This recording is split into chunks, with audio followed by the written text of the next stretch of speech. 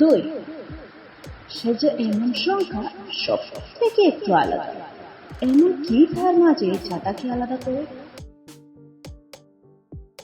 দুই এমন এক সংখ্যা যা সবাইকে বানায় জোড়া।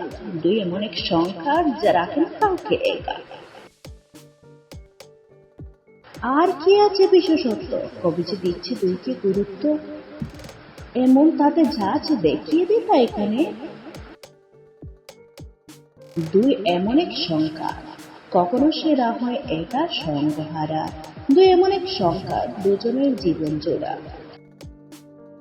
সব বিষয়ের থাকে দুই দিক, ভালো মন্দ যে উভয় দিক।